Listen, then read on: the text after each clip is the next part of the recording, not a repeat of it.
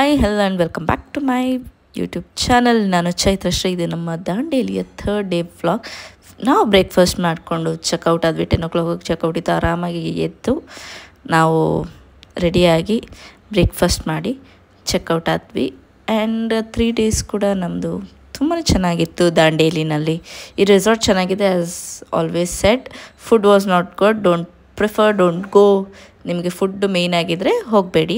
So checkout ಮಾಡಿ ಹೊರಡ್ತಾ ಇದ್ವಿ. ನಮಗೆ ರೆಸಾರ್ಟ್ನಲ್ಲಿ ಒಬ್ಬರು ಪರಿಚಯ ಆಗಿದ್ದರು 2ನೇ ದಿನದಲ್ಲಿ. ಸೊ ಅವ್ರು ಹೇಳಿದ್ರು, ನಾವು ನಿಮ್ಮನ್ನು ಡ್ರಾಪ್ ಮಾಡ್ತೀವಿ ಹುಬ್ಳಿಗೆ, ಯಾಕಂದರೆ ಇಲ್ಲಿ ತುಂಬ ಬಸ್ಸಸ್ ಪ್ರಾಬ್ಲಮ್ಸ್ ಇದೆ ನಾವು ದಾಂಡೇಲಿಗೆ ರೀಚ್ ಆಗಬೇಕಂದ್ರೆ.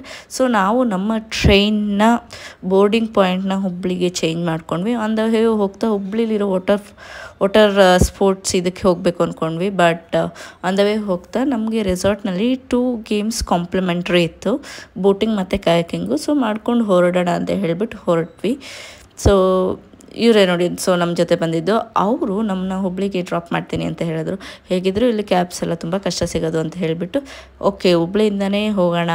ಹುಬ್ಳಿಗೆ ಟ್ರೈನ್ 10:30 ನೈಟ್ ಇತ್ತು. ಸೊ ಒಂದು ಎಂಟೈರ್ ಡೇ 10 to 10 ಸ್ಪೆಂಡ್ ಮಾಡಬೇಕಲ್ಲ. ಸೊ ನಾವು ಫಸ್ಟ್ ಹೋಗಿದ್ದು ವಾಟರ್ ಅಡ್ವೆಂಚರ್ ಗೇಮ್ಗೆ. ಅಲ್ಲಿ ಹೋದ್ವಿ. ಫಸ್ಟು ಅಂದರೆ ಇಲ್ಲಿ ಏನು ಕಾಂಪ್ಲಿಮೆಂಟ್ರಿ ಗೇಮ್ಸ್ ಇತ್ತು ಅದನ್ನು ಮಾಡೋಣ ಅಂತ ಹೇಳಿಬಿಟ್ಟು, ಇನ್ನು ಮಿಕ್ಕಿದ್ದೆಲ್ಲ ನಾವೇನು ಅಂದ್ಕೊಂಡ್ವಿ, ಸೊ ವಾಟರ್ ಸ್ಪೋರ್ಟ್ಸಿಗೆ ಹೋಗ್ತೀವಿ, ಅಲ್ಲೆಲ್ಲ ಡ್ರೆಸ್ ಚೇಂಜ್ ಮಾಡಿಕೊಂಡು ಅಲ್ಲಿ ಆಟ ಆಡೋಣ ಅಂತ ಹೇಳ್ಬಿಟ್ಟು ಡಿಸೈಡ್ ಮಾಡ್ಕೊಂಡು ನಾವಿಲ್ಲಿ ಇದ್ದಿದ್ದು ಯಾವುದು ಕಾಂಪ್ಲಿಮೆಂಟ್ರಿ ಇತ್ತು ಜಸ್ಟ್ ಆ ಗೇಮ್ಸ್ನ ಮಾತ್ರ ಆಡಬೇಕು ಅಂತ ಡಿಸೈಡ್ ಮಾಡಿ ಆಡಿದ್ವಿ. ಸೊ ಫಸ್ಟ್ ಹೋಗಿದ್ದು ನಾವು ಕಯಾಕಿಂಗ್. ದಾಂಡೇಲಿಲಿ ಇವಾಗ ಅಟ್ ಪ್ರೆಸೆಂಟ್ ಕಯಾಕಿಂಗ್ ಮಾಡ್ತಾ ಇದ್ದೀವಿ.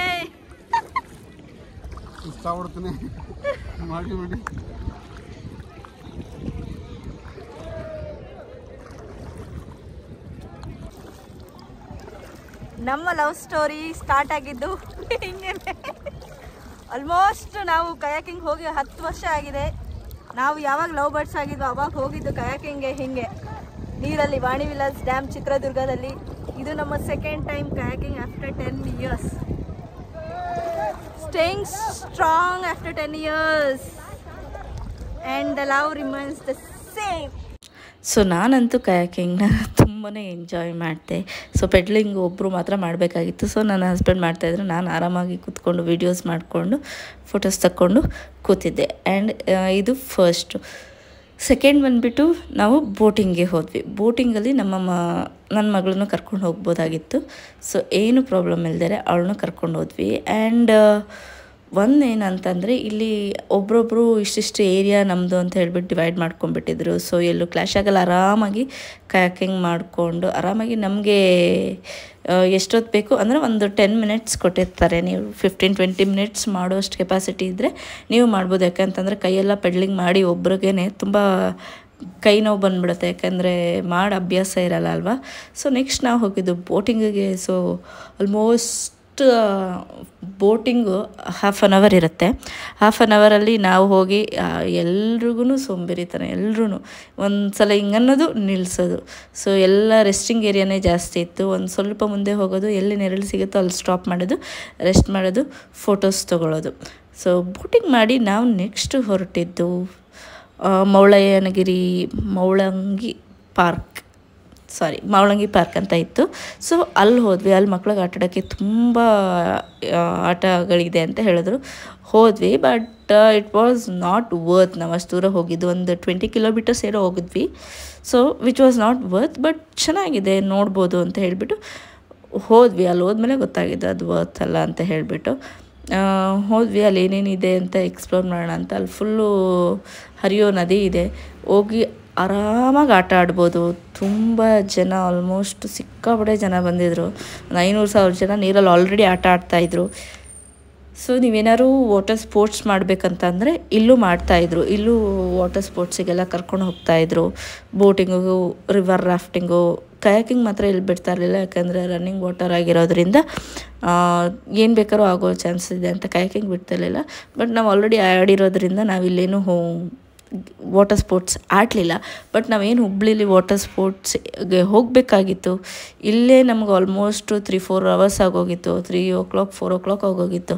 ಇನ್ನು ಅದು 6 o'clock ಕ್ಲೋಸ್ ಆಗಿದೆ. ಸೊ ಹೋಗಿ ಏನು ಪ್ರಯೋಜನ ಆಗಲ್ಲ ಅಂದ್ಬಿಟ್ಟು ನಾವು ಇದೇ ಪಾರ್ಕಲ್ಲಿ ಸ್ವಲ್ಪ ಟೈಮ್ ಸ್ಪೆಂಡ್ ಮಾಡೋಣ ಅಂತ ಹೇಳಿಬಿಟ್ಟು ಹೋಗಿ ನಾವು ನಮ್ಮ ಟೈಮ್ನ ಇಲ್ಲೇ ಸ್ಪೆಂಡ್ ಮಾಡಿ ಒಂದು 3 o'clock 4 o'clock ತನಕ ನಾವು ಇಲ್ಲೇ ಇದ್ವಿ. ನಾವು ಏನಿದೆ ಈ ಪಾರ್ಕಲ್ಲಿ ಅಷ್ಟೊಂದು ಆಟ ಇದೆ ಅಂತ ಹೇಳೋರಲ್ಲ ಅಂತ ನಾವು ಹುಡುಕಿದ್ದು ಫುಲ್ಲು ಹುಡುಕ್ತಾ ಇದ್ವಿ, ಏನಾರು ಇದೆಯಾ ಅಟ್ಲೀಸ್ಟು ಆಡೋದಕ್ಕೆ ಅಂತ ಹೇಳಿಬಿಟ್ಟು. ಸೊ ನನ್ನ ಮಗಳು ನಮ್ಮ ಜೊತೆ ಯಾರು ಬಂದಿದ್ರಲ್ಲ ಅವ್ರ ಜೊತೆ ಫುಲ್ಲು ರನ್ನಿಂಗ್ ರೇಸ್, ಅವಳು ನಮ್ಮ ಜೊತೆ ಇರಲೇ ಇಲ್ಲ ಈ ಎಂಟೈರ್ ಪಾರ್ಕು. ಸೊ ನನಗೆ ಆ ಹುಡುಗಿ ಹೆಸರು ಕನ್ನಿಕಾ ಅಂತ, ಅವ್ರ ಮಗಳ ಹೆಸರು.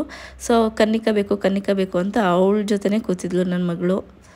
ಸೊ ಚೆನ್ನಾಗಿ ಆಟ ಆಡಿದ್ರು ಆ್ಯಂಡ್ ಅವರು ತುಂಬಾ ಒಳ್ಳೆಯವರಾಗಿದ್ದರು, ನಮಗೆ ಹೆಲ್ಪ್ ಮಾಡಿಕೊಂಡು. ಒಂಥರ ಅನ್ನೋನ್ ಫ್ರೆಂಡ್ಸ್ ಅಂತ ಹೇಳ್ತಾರಲ್ಲ, ಎಲ್ಲೋ ಹೋಗಿ ಒಂದು ದಿನದಲ್ಲಿ ಮಾತಾಡಿ ತುಂಬ ಬೇಗನೆ ಕನೆಕ್ಟ್ ಆದ್ವಿ. ಸೊ ಅವರು ಡ್ರಾಪ್ ಮಾಡ್ತೀನಿ ಅಂತ ಹೇಳಿದ್ದು ಮೇ ಬಿ ನಮಗೊಂದು ಪ್ಲಸ್ ಪಾಯಿಂಟ್ ಆಯಿತು, ಯಾಕಂದರೆ ಒಂದು ಎಂಟೈರ್ ಡೇ ಏನು ಮಾಡಬೇಕು ಅಂತ ನಮಗೆ ಗೊತ್ತಿರಲಿಲ್ಲ. ಸೊ ಅಲ್ಲಿ ಈ ಜಾರ ಬಂಡೆ ಎಲ್ಲ ಇತ್ತು, ಅದನ್ನೆಲ್ಲ ನನ್ನ ಮಗಳು ಖುಷಿಯಾಗಿ ಆಟಾಡ್ತಾಯಿದ್ಲು. ಆ್ಯಂಡ್ ಈ ಆಟಾಡೋದಕ್ಕೂ ಎಂಟ್ರೆನ್ಸ್ ಮಾಡಿದ್ದಾರೆ, ಅಲ್ಲಿ 20 rupees ಪೇ ಮಾಡಬೇಕು. ಪಾರ್ಕ್ ಎಂಟ್ರೆನ್ಸು 30 rupees, ಇಲ್ಲಿ ಎಕ್ಸ್ಟ್ರಾ 20 rupees ಕೊಟ್ಟು ಆಡಬೇಕು. ಎಷ್ಟೊತ್ತು ಅಂತ ಜಾರ ಬಂಡೆ ಆಡ್ತಾರೆ, ಅವರು ಅಲ್ಲಿ 10-15 minutes ಆಟ ಆಡಿದ್ರು. ನೆಕ್ಸ್ಟ್ ನಾವು ನೋಡೋಣ ಇನ್ನೂ ಏನಾದ್ರು ಇದೆಯಾ ಅಂತ ಹೊರಟ್ವಿ. ಸೊ ಔಟ್ಸೈಡ್ ಬಂದು ಗೋಕಾರ್ಟ್ ಅಂತ ಇತ್ತು ಅಲ್ಲಿ. ಸೊ ಅಟ್ಲೀಸ್ಟ್ ಇದಾದರೂ ಮಾಡೋಣ ಇಲ್ಲಿ ಬಂದಿದ್ದಕ್ಕೆ ಅಂತ ಹೇಳಿಬಿಟ್ಟು, ಸೊ ಅಲ್ಲಿ 3 roundsಗೆ 200 rupees individual. On the way ಹೋಗ್ತಾ ನಾವು ಊಟ ಮಾಡಿದ್ದು ಬಸವೇಶ್ವರ ಖಾನಾವಳಿ. ಸೊ ಬಸವೇಶ್ವರ ಖಾನಾವಳಿಲಿ ಹೋಳಿಗೆ ತೊಗೊಂಡಿದ್ವಿ, ತುಂಬಾ ಚೆನ್ನಾಗಿತ್ತು. ಅದು ಬಿಟ್ಟು ಫುಡ್ಡು ಓಕೆ ಇಷ್ಟು ಕಂಪ್ಲೀಟ್ ನನಗಂತೂ ಅಡ್ಜಸ್ಟ್ ಆಗಲಿಲ್ಲ.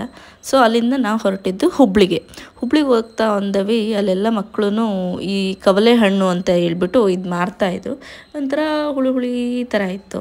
ಸೊ ಹೋಗ್ಬೇಕಾದ್ರೆ ಎಲ್ಲ ಮಕ್ಕಳು ಮಲ್ಕೊಂಬಿಟ್ಟಿದ್ರು. ನನ್ನ ಮಗಳು ಅಲ್ಲಿ ಮಲ್ಕೊಂಡವಳು, ಫ್ಲ್ಯಾಟ್ ಫುಲ್ಲು ಎದ್ದೇಳೇ ಇಲ್ಲ. ಅಲ್ಲಿಂದ ಆಟೋ ಮಾಡಿಕೊಂಡು ಅವರು ಅಲ್ಲಿ ನಮಗೆ ಬಸ್ ಸ್ಟಾಪ್ ಹತ್ರ ಸ್ಟಾಪ್ ಮಾಡಿದ್ರು, ಇಲ್ಲಿಂದ ಬಸ್ ಸಿಗುತ್ತೆ ಅಂತ ಹೇಳಿಬಿಟ್ಟು, ಯಾಕಂದರೆ ತುಂಬ ಒಳಗಡೆ ಹೋಗಬೇಕಾಗಿ. ನಾವು ಆಟೋ ಮಾಡ್ಕೊಂಡು ಹೊರಟಿದ್ದು ಹುಬ್ಳಿ ರೈಲ್ವೆ ಸ್ಟೇಷನ್ಗೆ. Hubli railway station may be one of the biggest platform in the world ಅಂತ ಹೆಸರುವಾಸಿಯಾಗಿದೆ. ಆ್ಯಂಡ್ ತುಂಬಾ ಚೆನ್ನಾಗಿ ನೀಟಾಗಿ ಇಟ್ಟಿದ್ರು, ಎಲ್ಲನೂ ವೆಲ್ ಮೇಂಟೈನ್ಡ್ ಆಗಿತ್ತು.